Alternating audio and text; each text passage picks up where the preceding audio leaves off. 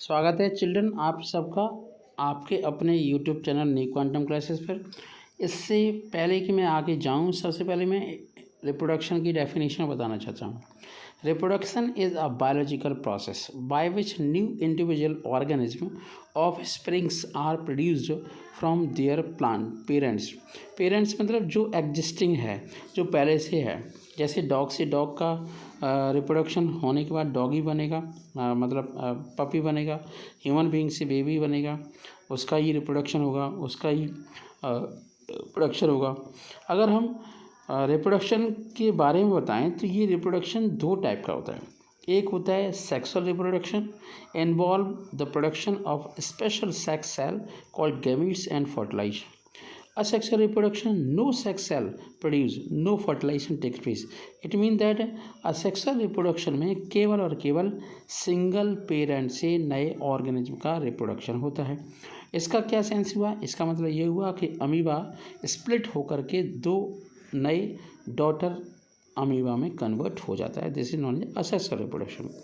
यहाँ पर हम देख भी रहे हैं कि reproduction is a important for the survival of all living things. अगर रिप्रोडक्शन नहीं हुआ तो कोई काम नहीं बनने वाला, जनरेशन आगे नहीं बढ़ेगी। Without a mechanism for reproduction life would come to an end. और कौन चाहेगा कि किसी की जनरेशन ख़त्म हो जाए? There are two types of reproduction to learn in a elementary grades, asexual and sexual reproduction. तो जैसा कि हम पिक्चर में देख रहे हैं कि एक अमीबा किस तरीके से साइटोप्लाज्म में पहले कन्वर्ट होता है, न्यूक्लियस कन्वर्ट होता है और फिर कन्वर्ट हो जाता है 1 से 2 अमीबा।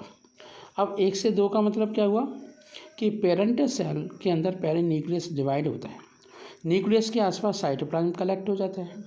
तो नंबर 3 साइटोप्लाज्म डिवाइड हो गया। फिर नंबर 4 में 2 डॉटर सेल्स बन जाती हैं, किसकी? अमीबा की। तो रिप्रोडक्शन की डेफिनेशन भी यहाँ पे प्रूफ हो रही है कि ऐसा प्रोसेस जिसमें एग्जिस्टिंग पहले से अमीबा था, उसी अमीबा से नए 2 अमीबा बने हैं, उन्हीं का रिप्रोडक्शन हुआ है, उन्हीं का ऑरिजिन हुआ है, वही बने, उन्हीं की स्प्लिटिंग हुई है। एक और बात, इस टाइप के रिप्रोडक्शन को हम बाइनरी फिशन के नाम से भी जाना जाते हैं। इसका मतलब क्या हुआ?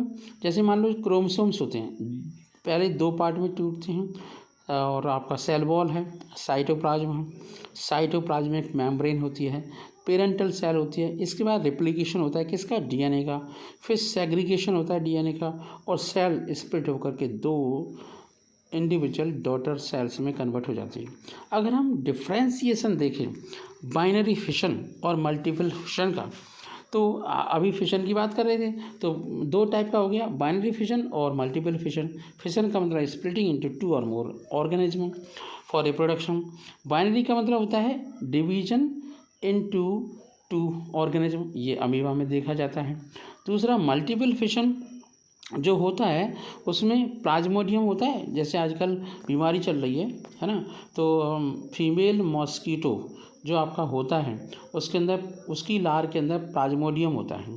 प्लाज्मोडियम एक पैरासाइट होता है जो जैसे ही मच्छर किसी का ब्लड चूसता है, सक करता है, उसकी लार से वो ट्रांसफ़र हो जाता है किसी दूसरे ऑर्गेनिज्म में, और फेवरेबल कंडीशन में एक सेल 1000 ऑफ सेल में कन्वर्ट हो जाती है, उसी को कहते हैं मल्टीपल फिशन।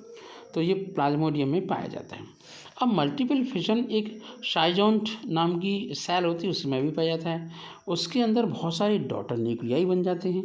डॉटर न्यूक्लियाई के आसपास आपका प्रोटोप्लाज्म या साइटोप्लाज्म कलेक्ट हो जाता है।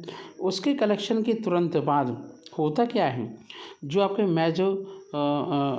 मैरोजोट्स होते हैं या रैप्चरिंग सेजोंट वॉल होती है, और नहीं सेजोंट वॉल में सेजोंट ऑर्गेनिज्म में कन्वर्ट हो जाते हैं। अगर हम रिप्रोडक्शन की बात करें बाइनरी फिशन में, तो अमीबा में, पैरामीशियम में किसी भी पोर्शन से स्प्लिटिंग होती है, लेकिन जो आपका अनदर ट्रिप्सोसोमोनाज है या फ्लैजेलम होते हैं, वो वहाँ से longitudinally we can say that और स्प्रेडिंग होते दो ऑर्गेनिज्म में कन्वर्ट हो जाते हैं। ये सामने मल्टीपल फिशन के भी एग्जांपल है। प्लाज्मोडियम तो सबसे बड़ा एग्जांपल है। एक और बात, जो आपकी सेल होती है, सेल का सबसे इम्पोर्टेंट पार्ट होता है न्यूक्लियस, फिर साइटोप्लाज्म और सेल और सिस्टम। तो वो सिस्ट पहले बनती है, तब न्यूक्लियस दो पार्ट में टूटता है। दो से ज़्यादा many daughter cells reproduce by multiple fission, और उसके बाद डॉटर सेल बनती है और रिलीज होते हैं बहुत सारे प्लाज्मोडियम। ठीक है, तो ये बात आपको बिल्कुल सी समझ में आ रही होगी। Thanks for watching this kind of video.